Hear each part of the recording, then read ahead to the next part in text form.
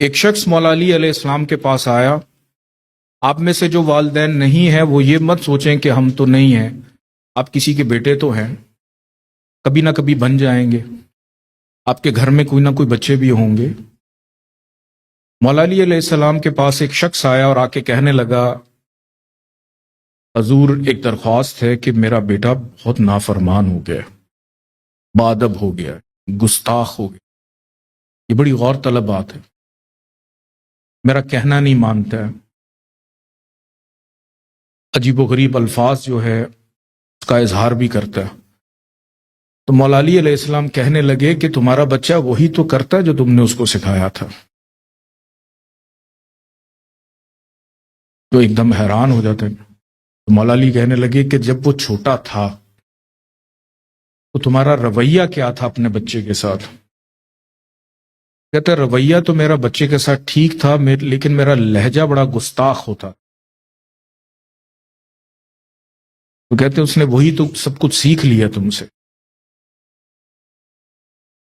یہ تو فرمان ہے مولا علی علیہ السلام کا، لیکن آج کل کے دور میں جو ماہرین ہیں ان کا یہ کہنا ہے کہ بچوں کی جو زندگی ہے نا اس کو 3 حصوں میں انہوں نے ڈیوائیڈ کیا.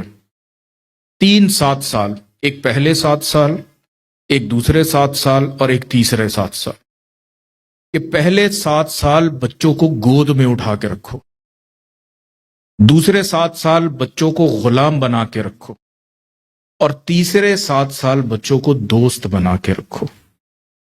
یعنی پہلے 7 سال ایسے ہیں کہ جس میں بچے نے تم سے تربیت سیکھنی ہے، آپ سے سیکھنی. یہ وہ وقت ہوتا ہے. بہت سارے ممالک میں بچوں کو 8 سال کے بعد اسکول میں داخل کروایا جاتا ہے، لیکن ہمارا یہ ٹرینڈ ہے کہ بچہ جیسی 3 سال کا ہوا ہم اسکول بھیج دیتے ہیں کہ گھر میں فارغ ہے، کھیل کود کر رہا ہے، مختلف سوشل میڈیا دیکھ رہا ہے، کارٹونز دیکھ رہا ہے، اس کو اسکول بھیجی. کہ جو وقت تھا تربیت کا، جو وقت تھا سکھانے کا، اس وقت میں ہم نے بچے کو گھر سے نکال دیا، اسکول بھیج دیا. حالانکہ اس میں بھی دیکھ رہا تھا، میں ان ماؤں کو بھی خراج تحسین پیش کرتا ہوں جو بچوں کو لے کے آتی ہیں یہاں پہ. اس سردی کے موسم میں بھی آتے ہیں کہ کچھ نہ کچھ بچے سیکھیں. تو پہلے 7 سال وہ ہوتے ہیں کہ جس میں آپ اپنے بچے کو جو سکھائیں گے کہ اگر آپ کا بچہ ضد کرے مجھے گوشت نہیں کھانا، آپ اس کو ویجیٹیرین بنا دیں گے. کوئی بات نہیں، میں دودھ دے دیتی ہوں، میں سبزی دے دیتی ہوں، میں نگٹس بنا دیتی ہوں. تو بچہ جو کھائے گا، جو رنگ پکڑے گا، وہ پھر اس کا پختہ ہو جائے گا. اور پھر اگلے 7 سال کے جس میں ان کو غلام بنا کے رکھو، یہ وہ وقت ہے کہ جس میں آپ بچے کے اوپر اپنے احکامات ان کو دو کہ یہ کرو، وہ کرو، ایسے کرو. کیونکہ یہ وہ ایج ہوتی ہے کہ جس کے اندر والدین کی سختی بڑی ضروری ہو جاتی ہے ان کو سکھانے کے لیے. اور آخری 7 سال وہ ہیں جس میں بچوں کو دوست بنا کے رکھو. یعنی آپ کو پتہ ہونا چاہیے کہ آپ کے بچوں کے دوست کون ہیں، آپ کے بچوں کی سنگت کیا ہے، آپ کے بچے کس کو ملتے ہیں، کہاں اٹھتے ہیں، کہاں بیٹھتے ہیں.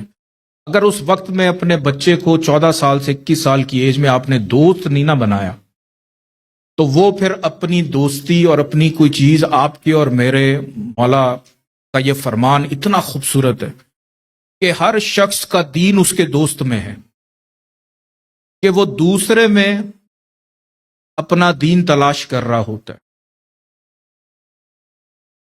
کہ ایک دوست اگر خراب ہو، جیسے اگر سانپ لڑتا ہے نا، سانپ جتنی بھی شدت سے لڑتا ہے مار دیتا ہے، اور دوست جب لڑتا ہے تو وہ پھر ایمان ختم کر دیتا ہے.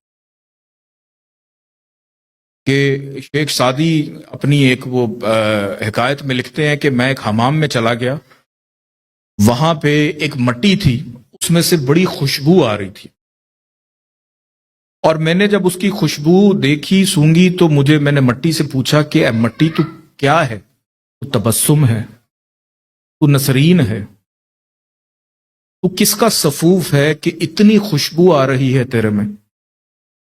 تو مٹی یہ کہنے لگی کہ حضور ذات کی تو مٹی ہوں، لیکن کچھ عرصہ گلاب کی چھاؤں میں رہی ہوں، تو مجھ پر میرے یار کا رنگ چڑھ گیا ہے.